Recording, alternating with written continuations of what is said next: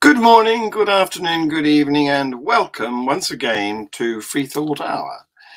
This is an unusual version, so you can call it the Christmas special, if you like. Normally, it's me and a guest, and I do the interviewing, or sometimes I have more than one guest, and sometimes I have a person that I am not on the sharing the same worldview with, and we have a bit of a debate. But this time, I'm the victim. So we have a guest interviewer who comes in the form of Jason Sylvester. Now, Jason is an old friend of mine. We were both board members of Atheist Alliance International. He still is. I resigned in January after 4 or 5 years of happy involvement with them. Moved on to new pastures for myself. And, well, more of this will become apparent during the interview, which we recorded this morning, because Jason is in Thailand, which is, I don't know, 5, maybe 6 hours ahead of us here in the UK. So he would have had to stay up to the middle of the night in order for us to do this live, to go out at the usual time here. So I took pity on him, and I met him over my morning coffee. And I'm going to play the video that we made together for you now. If you wish to comment, feel free, as I'm genuinely here. It's just the recording that isn't, see what I mean? So there's no Jason, but there is me. So here we go. I'm putting this up now.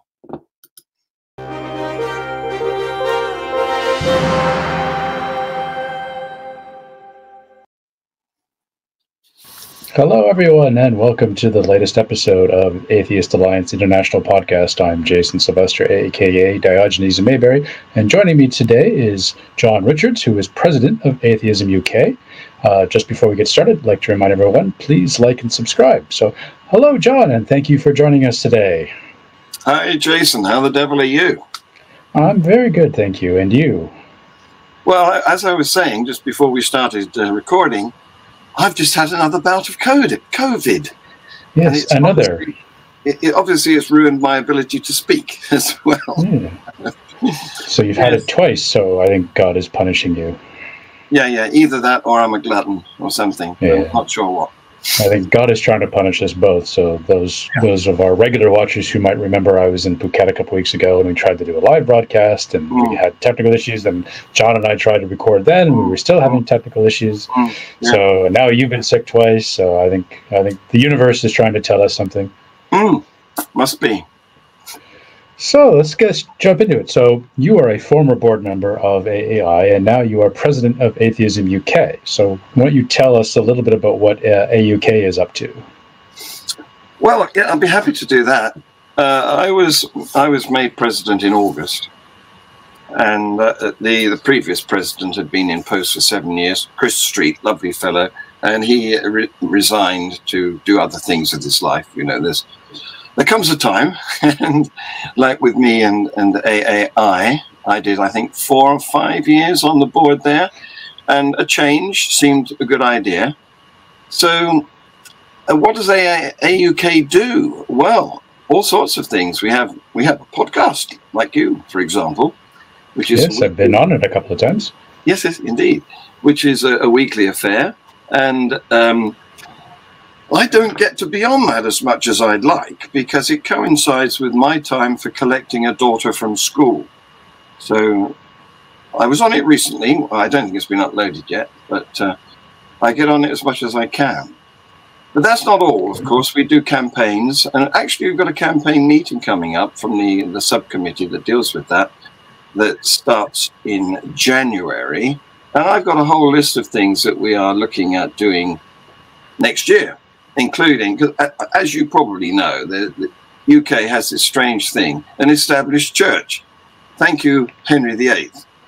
And so what we have here is the Church of England is in a privileged position. If anything happens, the The Archbishop of Canterbury gets a microphone thrust under his nose and has to express an opinion. So the thing is that we've got 22 bishops in the House of Lords. We've got faith schools. We've got compulsory assembly of a C of E nature every morning in our schools.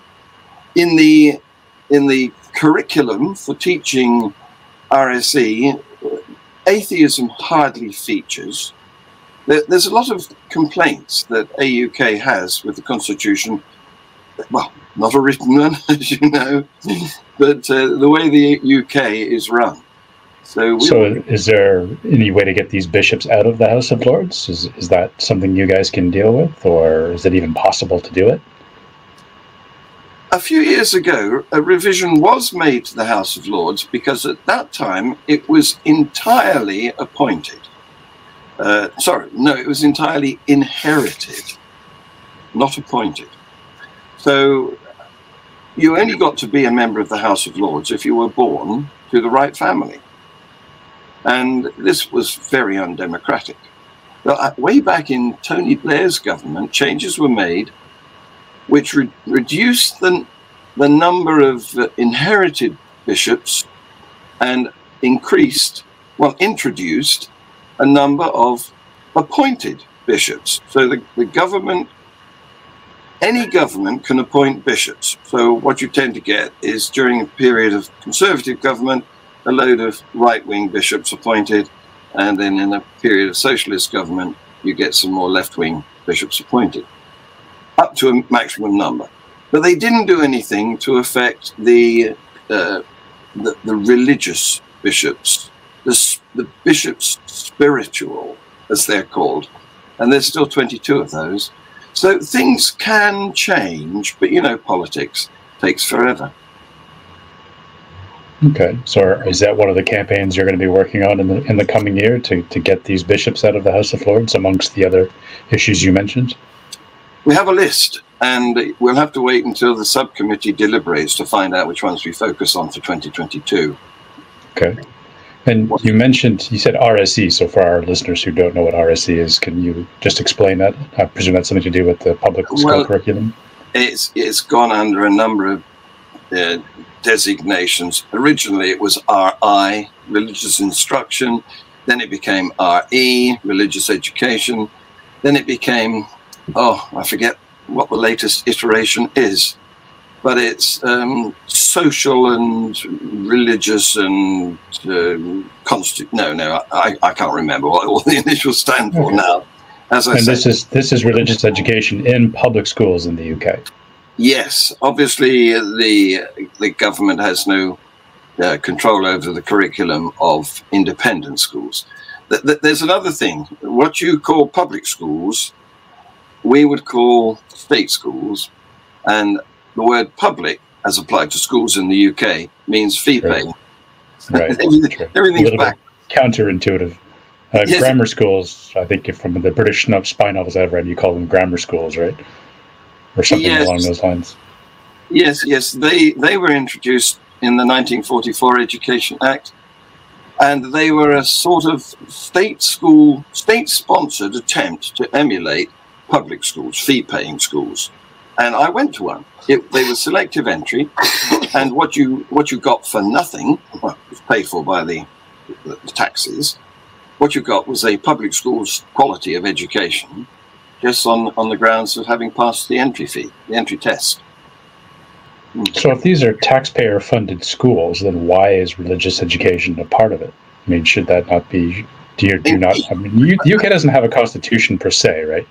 No, that's the very good question. Practice means that we are a secular state, and we shouldn't be paying for the state religion to indoctrinate our children. This is exactly our complaint. And it's all COE education in this religious instruction. So it's not like a survey course of world religions. It's focused completely on Church of England. Well, it used to be. It used to be primarily the Church of England material. But more recently, it's broadened the curriculum, and because we had to recognize that we're a multicultural country now. So the material does include a little snippet of each of the major other religions. However, what it doesn't include is enough about atheism from our point of view. So we want to redress that balance as a starting point. We would like to see, probably, we would like to see a properly secular country with no faith being taught in school, like France, for example.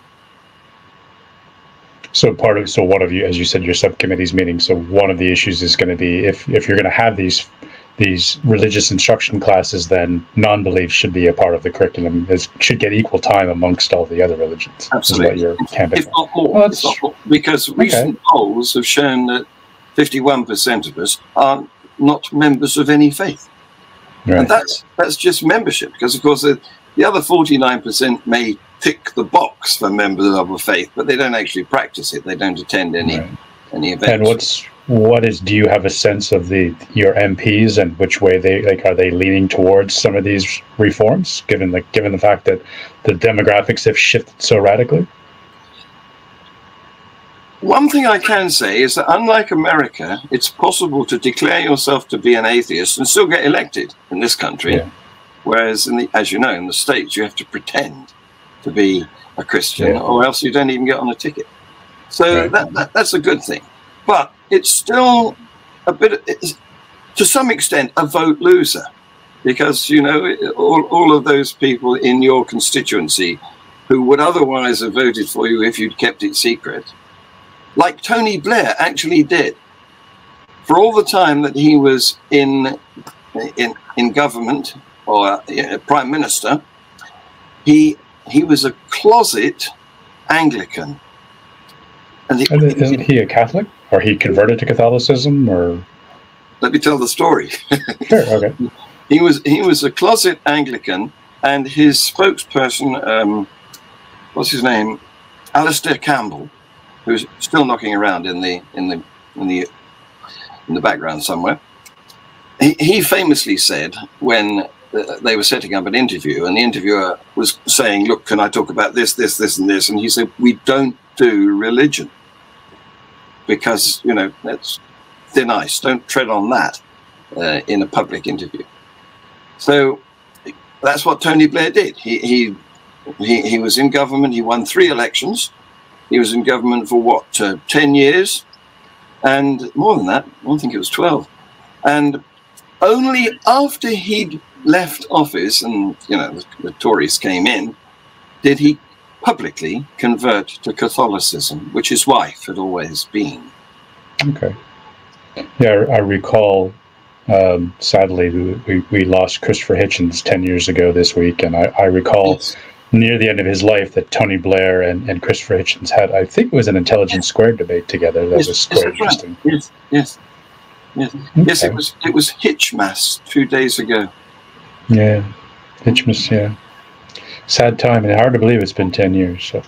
So the Church of England is privileged, and your monarch is the head of that. So I'm curious, just from my perspective, has Prince William given any indication of his leanings? Like, he's young and educated, is he leaning towards atheism, or has he kept that fairly private to himself? That's a family matter. I think you'd have to. He's going to have to wait until the generation dies, I think, before he can express much of a view on that. But he's kept it close to the chest, pretty much. Yes, that would rock the monarchy. Charles is interesting because, of course, he's next in line, and he has said that he was interested or influenced a bit, probably by Diana, who came out as saying that she wanted to be the princess for everyone. Well, that wasn't the expression, was it? The people's princess was how they referred to her at her death. Yeah. So Charles hasn't. He's got some very spiritual views, but he hasn't actually expressed an affiliation towards the established church. Although he has said that he would like to represent other faiths. So he's moving in the right direction. So do you think it would be, I mean, as you mentioned, Henry VIII, established the Church of England and made himself the head of the church, but, the society has changed so much that, the demographics have swung so much in the other direction. As you said, even before the older generation dies, I mean, is this going to be like a huge issue in the UK if the monarchs were to give up this role as head of the Church of England? Or do you think nobody would really care anymore except the diehards? I don't think so. It's not a big issue here. We've had far more politicized issues, including Brexit and sleaze, all sorts of things going on. That the monarchy is, if you plot a list of issues which are of electoral importance, the monarchy and the established church and even the constitution are fairly well down. People are interested in the economic situation rather than that. Right, as they normally is. Mostly they are. Okay. So are there any other big issues that you guys have got on deck for 2022 you want to talk about, or you want to wait until the subcommittee is, or is like something really burning, some hot topic that would be of interest to people? Am I allowed to plug my personal latest project? Oh, sure. I was going to get to that. I want to I want to wrap up the AUK business, and then we could go into your stuff. Well, AUK, I'm available for talks and debates. I've already done some up and down the country, and we have a great team of guys who I'm very pleased to be working with. And they're also all available. Come on our podcast, as you have done, Jason. Everybody's welcome. We've got male, female, and in between members on there, and it's worth having. It's a good time. Okay, so on your own things, you've got a couple of podcasts. You've got your Global Atheist News. So how is that going? Are you picking up some steam with that? I've been doing Global Atheist News, the weekly news show, since the beginning of this year. So I've got 300 and some odd of them in the archive, and I've got better at it. If you look back at the earlier ones, you'll see how clunky I was, but I've learned the technology and the software and so on. And so I'm enjoying doing it. I scour the news for all various sources of news to get items which have a religious implication. And I gather clips and images, and I've got a number of different correspondents, including you, Jason, who handle the Roman Catholic side of things very well. There hasn't been much for you to do recently. The Roman Catholics have been keeping quiet. Yeah. But I've been a bit busy too. I've started a new job 2 months ago that's just kept me insanely busy. So yes, I know that too. Yes. Yeah. So it's going well. Yes, I've got some other people who are interested in possibly coming on the team. Yeah. Okay. And how's your viewership? Are you picking up followers with that on a regular basis, or it goes up and down. I get probably, it's modest numbers by the big podcasting sites. I get probably an average of about 100 on my site, but it's syndicated. It also goes on the Holy Humanist site, Nuria's own channel. And of course, because she's got a vast number of subscribers, it gets more viewers there. So over on her site, it gets 3 or 4 times as many. So this is growing, and I'm pleased. I'm enjoying doing it. Yeah. It's interesting to do sort of a roundup of stories that are around the world in different faiths and different countries. So I like the format. It's an interesting way to pull it together. So thank you. Yeah. Especially, like with the Catholics, because the Catholics are all over the world too, and they're usually up to some naughty business somewhere in the world.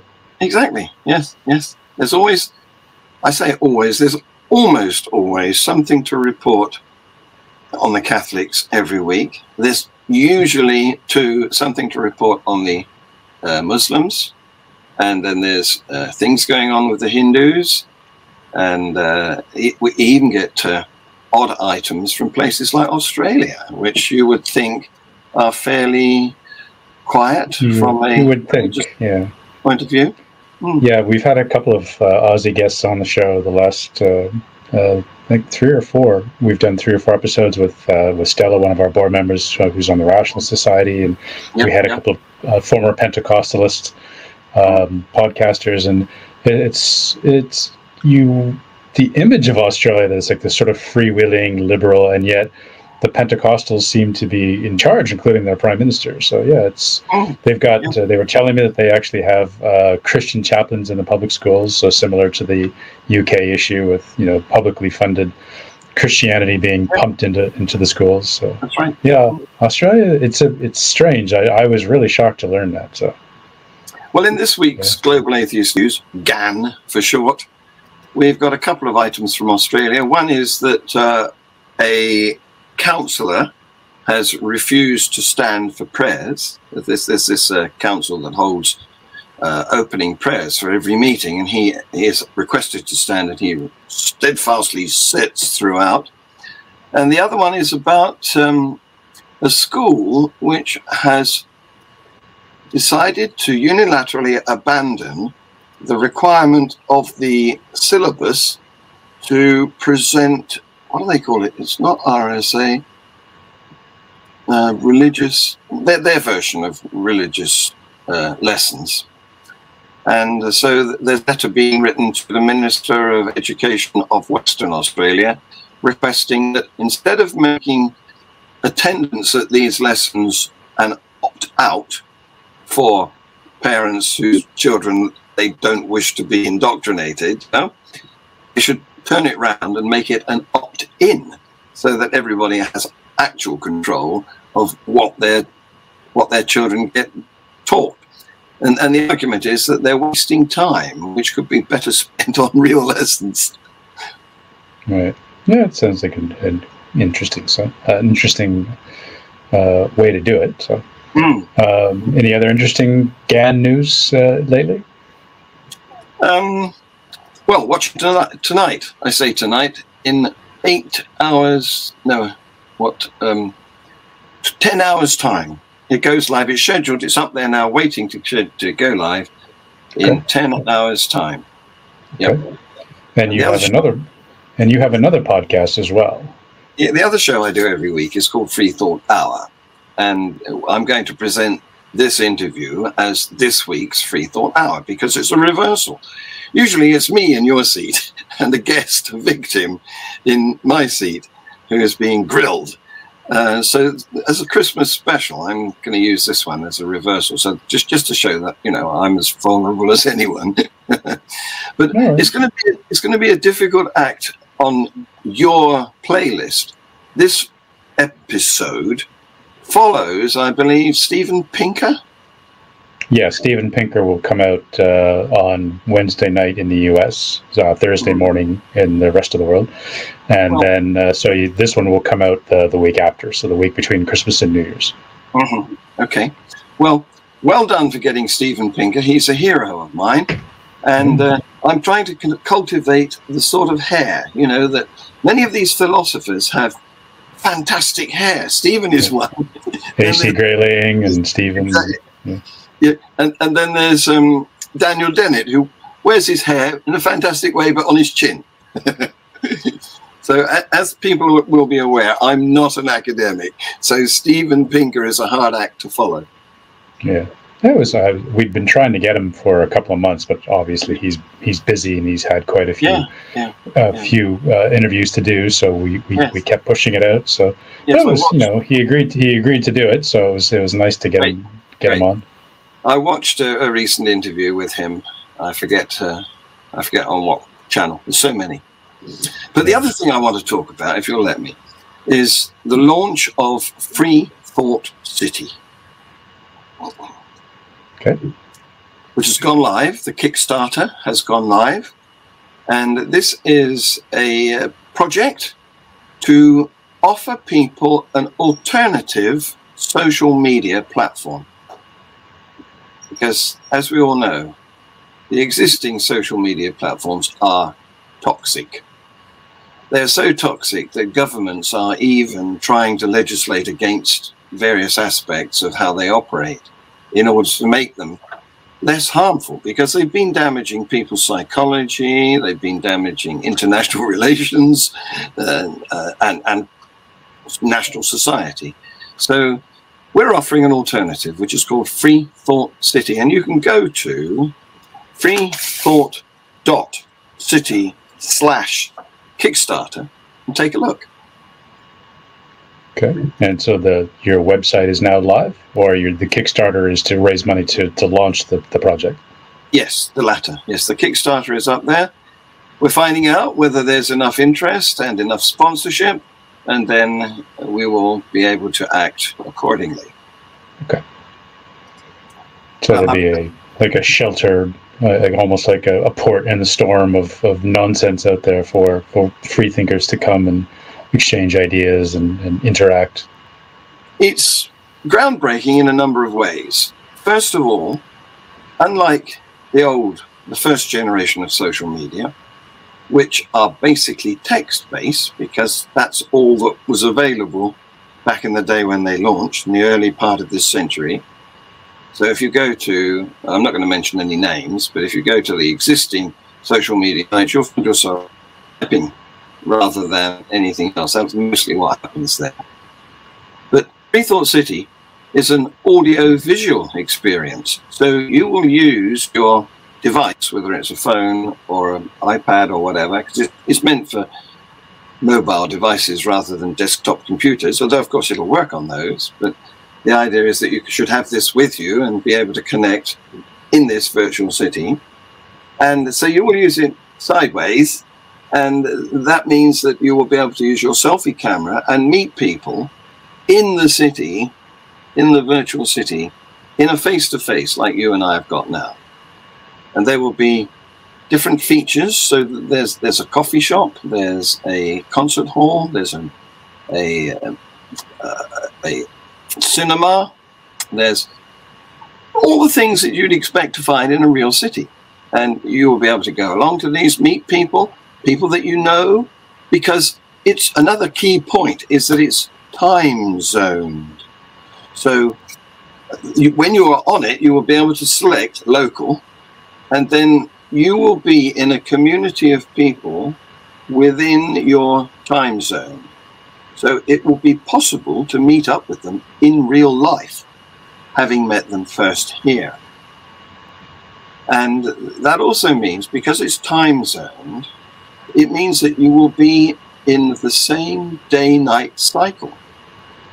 So instead of, when we're on the World Wide Web, not knowing whether the person we want to communicate with is asleep or whatever, these people, if they've selected local, will be able to share events going through the day the same as the other person on the other end. So the sun will come up, you will go and do morning things, you'll go and do afternoon things, you'll go to an entertainment in the evening, and then the sun will go down. But people can have the opportunity that, say, maybe they want to meet, maybe they live in a very highly religious community and they want to find people outside, like in a different country. They'll have that option as well. Toggle to another time zone or global. Yeah. Yes. Yeah. Okay. So there's lots of exciting aspects to this. Another one is that you will be able to build your dream home in FreeThought City. And then you get the difference between the public and the private. Because if you're outside in the city, you will be available to be contacted by anyone else who's loose in the public parts of the city. Well, if you go inside your home, then you will be able to privately invite your own people to come and share playlists, videos, have a good time with outside of the public view. Okay. And we can have a library too with Stephen's books and AC's books and Daniel's books. Yeah. Yes, there's a gallery. You will be able to show your own artwork and sell it from the gallery. Go in there and view other people's artworks. The gallery exhibitions will change on a regular basis. The movies will change on a regular basis. You will be able to go to the academy and learn study things. If you're a businessman, you'll be able to set up shop and sell to the citizens of FreeThought City. Interesting concept. It's quite groundbreaking. Okay. And we'll put when we edit the video together, I'll put the Kickstarter link up as well, and I'll put it in the description for people. Great. The first thing on the Kickstarter is a tour of FreeThought City, showing the vision in video form, and all the music on there is original.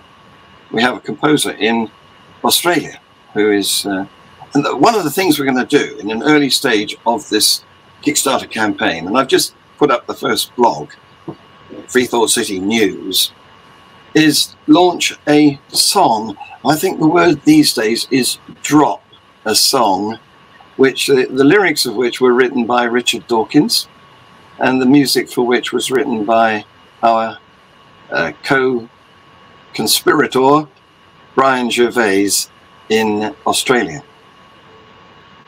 Cool. Well, I'm sure people are looking forward to seeing that launch and the opportunities it will provide for people to connect and exchange ideas. So I hope so. Okay. All right. Well, it's time we wrapped up because, as I mentioned, I actually have to run. So thank you for coming on. I'd like to remind everyone, please like and subscribe.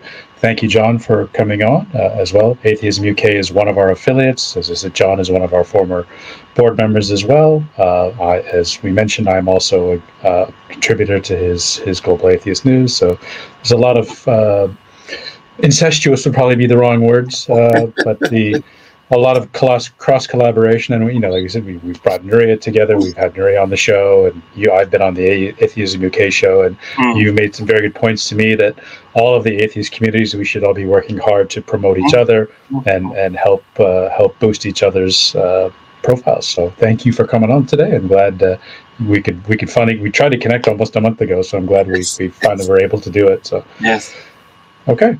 Thank you very much for having me, Jason. You're welcome. And as well, so as I mentioned, Steven Pinker will be on the week before this one, but you'll already know that, so it's probably been moved. So anyway, thanks everybody for joining us, and we'll see you all in 2022. Take care. Bye-bye. Happy Christmas. Happy Christmas. Bye-bye.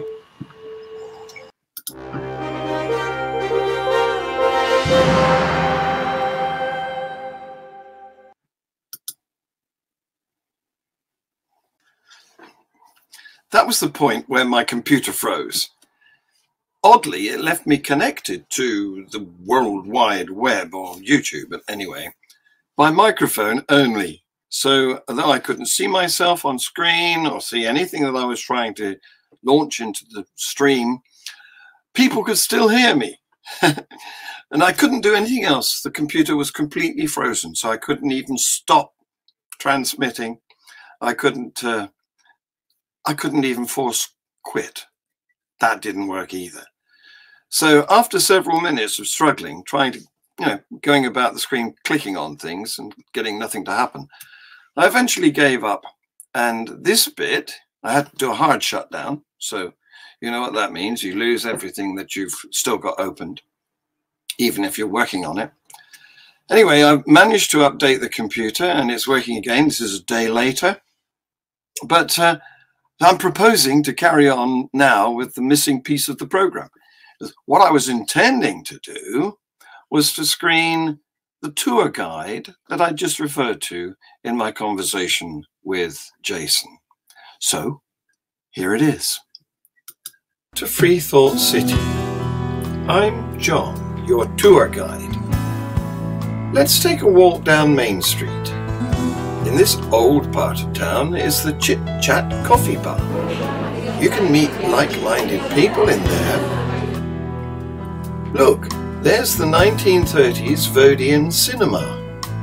I wonder what's showing. That's right. And now we're coming to the art gallery. The next exhibition could be yours. Just past that is the Modern Concert Theatre.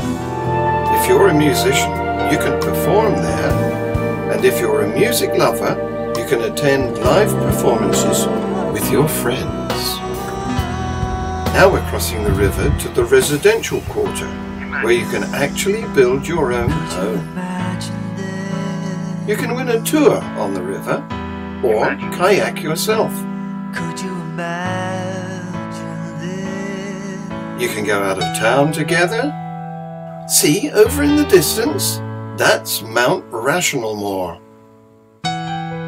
It's a fantastic place, FreeThought City. You can meet kindred spirits and do things together. It's a haven. What's the limit? Just your imagination. So there you are. That's the gist of the idea. And if you like it, you can go to freethought.city/Kickstarter and subscribe to it. We'd love you to do that. Don't forget that making a pledge doesn't mean it's going to cost you anything. It'll only happen if we pass our target. So have a punt on this. I think that you will at the very least like the Kickstarter, which is full of videos like that, each outlining one aspect, one feature of the new proposal. You will see that it's a safe haven, as was mentioned, I think by Jason too. And it's got entertainments, it's got academia is available there.